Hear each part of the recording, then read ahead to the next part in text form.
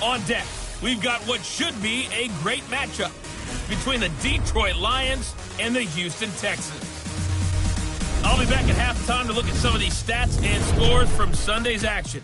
But for now, it's Monday Night Football. And to call the action, here are Brandon Godden and Charles Davis. All right, Coach. EA Sports coverage of the National Football League is on the air. The scene a few moments ago, here it is. It's unlike any other in sport as both teams made their way out of the tunnel. These folks are fired up as their guys are ready to do battle between the Detroit Lions and the Houston Texans.